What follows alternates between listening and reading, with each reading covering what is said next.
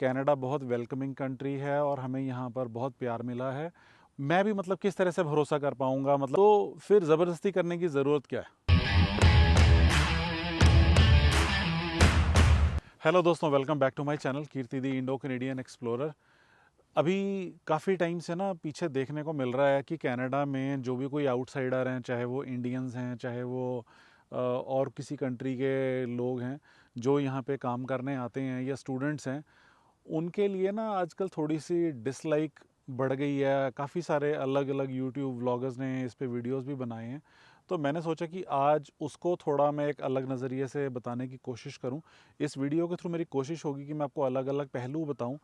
क्यों मतलब आजकल ऐसा कनाडा में देखने को मिल रहा है, जबकि कनाडा बहुत वेलकमिंग कंट्री है और हमें यहाँ पर बहुत प्यार मिला है। और जब मैं आया था तो बल्कि लोग हमेशा यहाँ पे लाइक करते थे। मेरे को मतलब हैरानी होती है आजकल देख कर कि ऐसा क्यों हो रहा है। सो थोड़ा सा बताना चाहूँगा। ये वीडियो अब मैं इसलिए बना रहा हूँ क्योंकि पहले ऐसी चीज़ें ना ज़्यादातर ओंटारियो में देखने को मिलती थी, और वो भी ख़ास तौर पे टोरंटो के आसपास, जहाँ पे इंटरनेशनल स्टूडेंट्स ज़्यादा हैं, इमिग्रेंट्स ज़्यादा हैं। लेकिन अब ये धीरे धीरे एडमिंटन और कैलगरी में भी देखने को मिल रही हैं। तो मैंने सोचा कि मैं एक अपना अल्बर्टा का नज़रिया ज़रूर बताऊं, ताकि एटलीस्ट लोगों को पता लगे कि अल्बर्टा में किस तरह से यहाँ पे देखा जा रहा है। दोस्तों, कनाडा वैसे बड़ा वेलकमिंग कंट्री है। यहाँ पे मतलब कोई भी फॉरेन नेशनल आता है, आउटसाइडर आता है, स्टूडेंट आता है, ये यहाँ के जो लोग हैं वो मतलब उसको ना हमेशा एक अच्छे नज़रिए से देखते रहे हैं पास्ट में, पिछले 20-25 सालों से। ये नज़रिया अब थोड़ा थोड़ा चेंज हो रहा है और उसमें काफ़ी सारे फैक्टर्स इंक्लूडेड हैं। मैं कनाडा की अच्छाई की बात करूं, जब मैं आया था तो यहाँ पे मैंने अलग अलग चीज़ें देखी कि यहाँ पे लोग एक दूसरे को प्लीज़ कहते हैं। अगर आप चाय तक लेने जाते हो कि can I please get a cup of T और कॉफ़ी, या थैंक यू बोलते हैं जब आपका ऑर्डर सर्व हो जाता है, जो कि दूसरे कल्चर्स में नहीं होता। या अगर मतलब आप कहीं जा रहे हो और अगर आपसे कोई पहले है तो आपके लिए डोर शायद खोल दे और डोर खोल के आपको जाने दे। एंड अगर आप उसका थैंक्स करते हो तो यू आर वेलकम भी बोल दे। तो ये चीज़ें ना यहाँ इनके कल्चर में नहीं हैं। या जैसे हम शॉपिंग करते होते हैं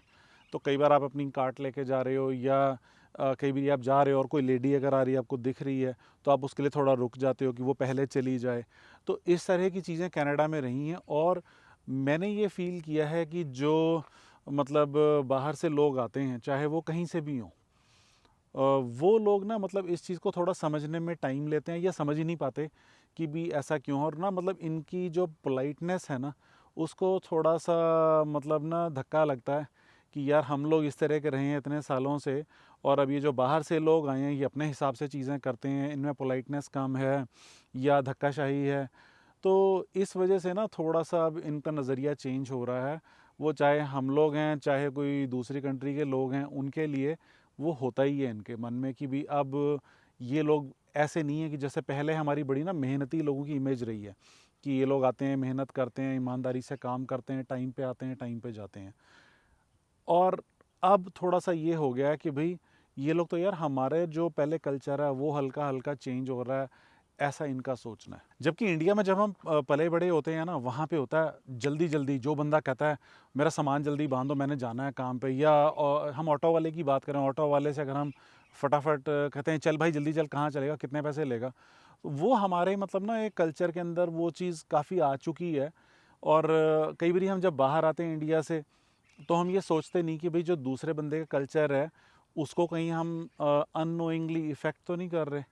तो ये चीज़ ना मतलब अगर आप सोचें कि यार इनका कल्चर ऐसे है, तो हो सकता है कि आप भी कुछ उस तरह की चीज़ें सीख लो ताकि वो आपको जल्दी एक्सेप्ट करें और आपकी इज़्ज़त बरकरार रहे। दोस्तों, पहले ना मैं सोशल मीडिया के ऊपर, यूट्यूब पे, फेसबुक पे देखता होता था वीडियोस कि भाई ओंटारियो में मतलब किस तरह से हंगामा होता है, या लोग इकट्ठे होके बहुत ज़ोर ज़ोर से बातें करते हैं, लाउड म्यूज़िक बजाते हैं गाड़ियों में। और वो मतलब ना दूसरे लोगों के लिए ना थोड़ी सिरदर्दी होती है,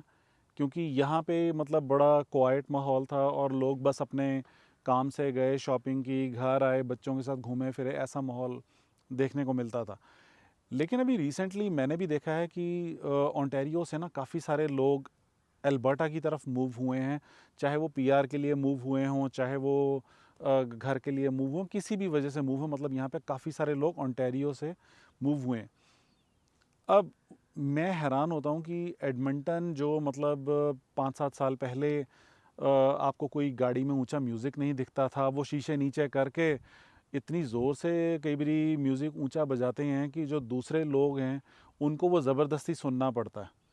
और वो नहीं चाहते उस ज़बरदस्ती कोई भी ना म्यूज़िक को सुनना। या पार्किंग लॉट में मतलब 6-7 पार्किंग स्टॉल्स की जगह घेर के वहाँ पे ज़ोर से हा हा हू हू हो रहा है, या जहाँ पे शॉपिंग एरिया है वहाँ पे 10-10 12-12 लोग इकट्ठे खड़े होके हा हा हू हू कर रहे हैं। तो वो चीज़ ना कैनेडियंस हैं उनको थोड़ी अजीब लगती है कि भाई ये क्या हो रहा है, ये पहले तो ऐसा था नहीं। तो उनको लगता है कि ये शायद हमारे कल्चर के ऊपर हमला है, और ये चीज़ें ऑब्वियसली थोड़ी सी ना अजीब लगती हैं इनको, इसलिए थोड़ी थोड़ी ये ना आपको मतलब डिसलाइकिंग मिलनी शुरू हो जाती है ऑटोमेटिकली, क्योंकि वो आपके कल्चर से मैच नहीं करती वो चीज़। पहले ये नज़ारा देखने को नहीं मिलता था एडमिंटन में, और लेकिन अब देखने को मिलता है कि यहाँ के आप मॉल्स में जाओ ना, तो कई जगहों पर ना लोग मतलब सारा सारा दिन बैठे होते हैं बेंच पे, और मतलब बड़ी ज़ोर से ऊंची आवाज़ में कई बारी अपनी बातें कर रहे होते हैं, और ना जो दूसरे कई लोग कई बारी नीडी लोग होते हैं उनको बैठने की जगह नहीं मिल पाती। और सेम चीज़ मतलब पार्क्स में मैं देखता हूँ कि भाई कई लोग मतलब ना मैंने एडल्ट्स देखे हैं बच्चों के झूलों पे झूल रहे होते हैं, खेल रहे होते हैं, और बल्कि जो मतलब बच्चे हैं वो खड़े वेट कर रहे होते हैं कि कब ये हटेंगे और हम खेलेंगे। तो मतलब ना ये चीज़ें बड़ी अजीब लगती हैं देख के कि भी मान लो मेरे ही छोटे बच्चे हैं, वो पार्क में जाते हैं तो बल्कि हम लोग दूर सैर कर रहे होते हैं ताकि वो लोग खेल सकें। तो इन वजहों से ना कई बारी हैरानी होती है कि यार ये जो दूसरे नए लोग आते हैं, मैं नए लोग कहूँगा कि नए लोग आते हैं, वो इस चीज़ को अंडरस्टैंड क्यों नहीं करना चाहते कि भाई ये जो पार्क्स बने हैं बच्चों के खेलने के लिए बने हैं ताकि बच्चों को फिज़िकल एक्टिविटी मिले। इस वजह से भी कई बारी ना धीरे धीरे डिसलाइकिंग मिलनी शुरू हो जाती है किसी एक पर्टिकुलर कम्युनिटी को, या बाहर से जो नए लोग आए हैं उनको। कनाडा वो कंट्री है जहाँ पे ना मतलब हमें अपने त्यौहार मनाने के लिए डेजिग्नेटेड जगहें मिलती रही हैं, प्रॉपर परमिट्स मिलते रहे हैं। कई बारी दिवाली पे पटाखे चलाने के लिए अगर आपको कोई जगह चाहिए या कोई फंक्शन करना है तो आप उसकी परमिशन ले सकते हो, और बड़ा आराम से ये चीज़ें होती रही हैं। लेकिन बस ज़बरदस्ती से वो काम करना ना वो अच्छा नहीं लगता, और वो बल्कि जो दूसरी कोई कम्युनिटी है ना उसको कई बारी थोड़ा सा ऑफेंड कर जाता है कि भाई जब आपको ऑलरेडी परमिशन मिलती है, खुशी से आप त्यौहार मनाते हो, आप खुशी से अपनी चीज़ें सेलिब्रेट करते हो, तो फिर ज़बरदस्ती करने की ज़रूरत क्या है। एग्ज़ाम्पल देना चाहूँगा ब्रैम्पटन का, क्योंकि मैं रहता था पहले ब्रैम्पटन में। मुझे आज भी बड़ी अच्छी यादें वहाँ की याद हैं कि भाई डिक्सी गुरुद्वारे के पीछे बड़ी खुली जगह होती थी जहाँ पे जाके हम पटाखे चलाते होते थे। और वो मेरी अच्छी यादें इसलिए हैं क्योंकि वहाँ पे हमारे जैसे और बहुत सारे लोग आते थे, फैमिलीज़ के साथ आते थे, खुशी से एक दूसरे को दिवाली विश करते होते थे और पटाखे चलाते थे। और कई बार तो मैंने देखा है कि कई गोरे लोग भी वहाँ पे आके देखना चाहते थे कि ये लोग कैसे अपनी दिवाली सेलिब्रेट करते हैं। अब बल्कि मैंने रिसेंट पास्ट में देखा है कि भाई लोग प्लाज़े के अंदर ही पटाखे चलाने शुरू हो गए, या घंटों पटाखे चला रहे थे। तो इस वजह से ना मतलब अब सरकारें थोड़ा सा उस रूल को टाइट करती जा रही हैं कि भाई ताकि इनका नॉइज़ पोल्यूशन या एयर पोल्यूशन जो है वो पटाखों की वजह से ना हो, या इस तरह से। और ये हमें बड़ा लगता है कि यार ये ना हमारे को शायद मतलब बाहरी तौर पे देखते हैं, लेकिन अगर हम ध्यान से सोचें भाई हम इस कंट्री में आए हैं, हमें इनके रूल्स को रिस्पेक्ट करना चाहिए, हमें इनके कल्चर को भी रिस्पेक्ट करना चाहिए ताकि हम भी इनसे कुछ अच्छा सीख सकें। और ये इतना खूबसूरत वातावरण है, और इतना क्वाइट अच्छा कंट्री है, पोलाइट लोग हैं यहाँ पे, तो भाई आपको अच्छाई भी सीखनी चाहिए। यहाँ पे पहले जब मैंने देखा कि जब मैं मान लो सड़क क्रॉस करता था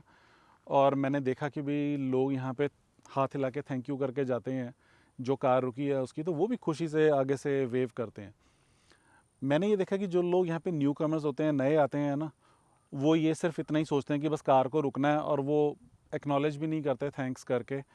तो फिर जो यहाँ पे जो पहले से पुराने लोग रह रहे हैं, चाहे वो मतलब किसी भी कम्युनिटी के हैं, फिर वो भी कहते हैं कि कमाल है यार, इनकी पोलाइटनेस है ही नहीं। मतलब आप इनके लिए रुक भी गए हो, आपने 20 सेकंड वेट भी की है, और कई बारी कोई धीरे भी जाता है, लेकिन अगर ये एक्नॉलेजमेंट हो जाए ना तो ये पोलाइटनेस ये दिखा देती है कि हम भी यहीं पे हैं, और हम भी मतलब आपके कल्चर को रिस्पेक्ट करते हैं। और ये चीज़ मेरे हिसाब से ना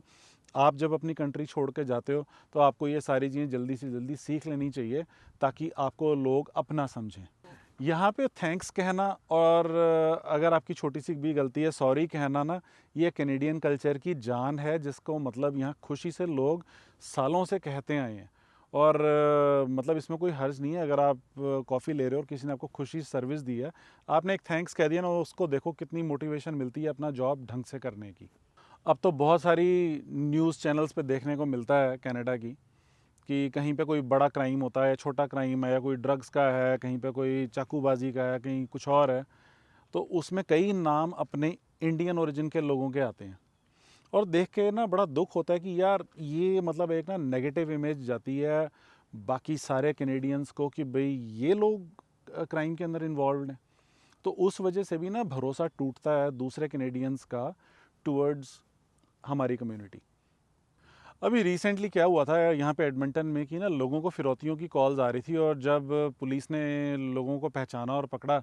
तो उसमें अपने इंडियन ओरिजिन के ये 18, 20, 22 साल के लोग थे। और वो मतलब एक स्टूडेंट एज होती है।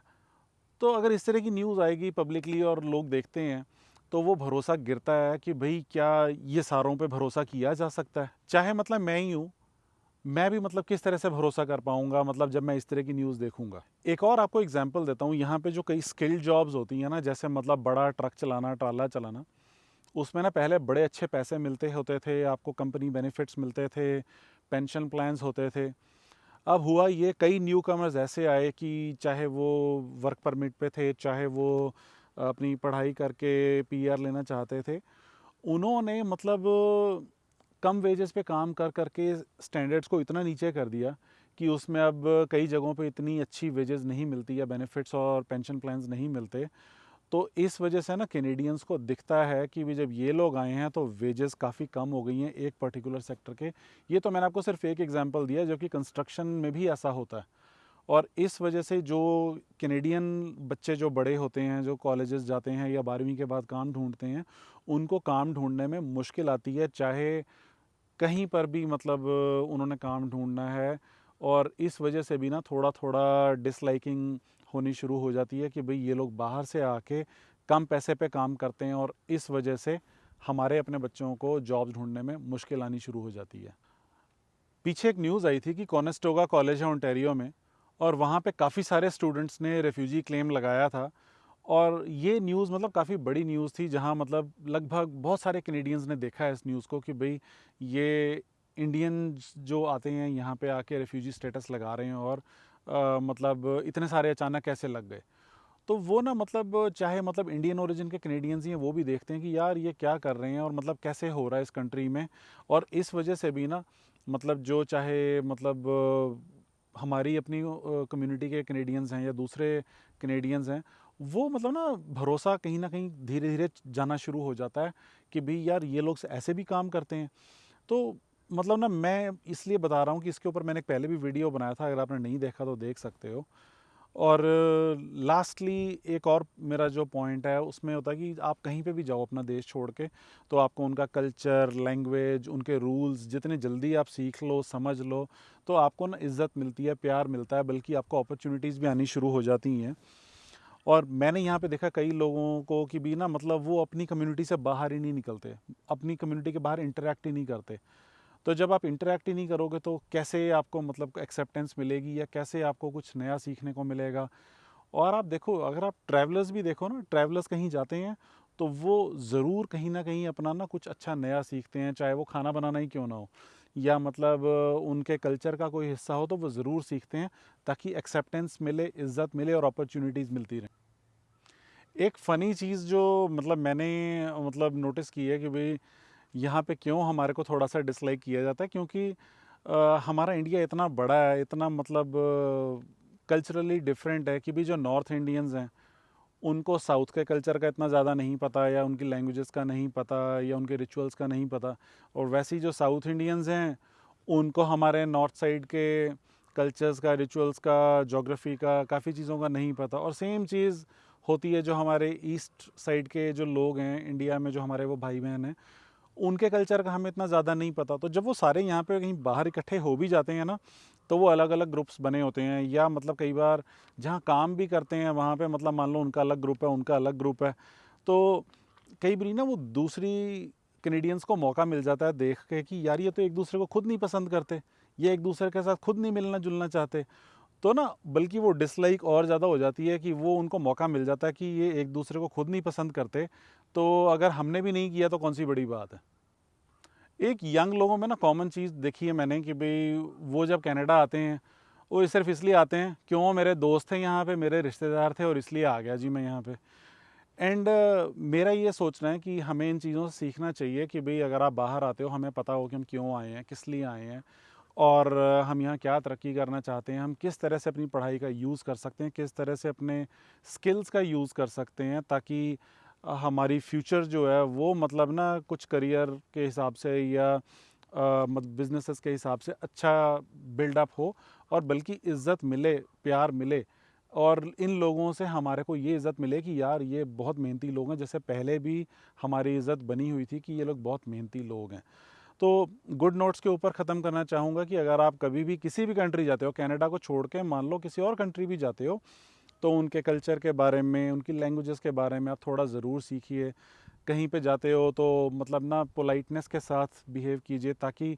अपना कल्चर दूसरे के ऊपर थोपने की कोशिश ना करें, या अपना ज़बरदस्ती कोई म्यूज़िक है या हैबिट्स हैं उस तरह की चीज़ें उनको ज़्यादा ना बताने की बजाय उनसे सीखें, ताकि आप जब वहाँ रहें तो आपको एक्सेप्टेंस मिले और लोग कहें कि यार ये भी हमारे जैसा ही है, और मतलब आपको सिर्फ इज़्ज़त मिले और इंडिया का नाम भी रोशन हो, क्यों ना हो। तो इन चीज़ों के साथ मैं रैप अप करना चाहूँगा, एंड फिर किसी अच्छे टॉपिक पे मिलूँगा। तब तक के लिए कीर्ति की ओर से बाय बाय। मेरे चैनल को लाइक शेयर सब्सक्राइब करना ना भूलें, ताकि अच्छी से अच्छी इन्फॉर्मेशन मिलती रहे आपको।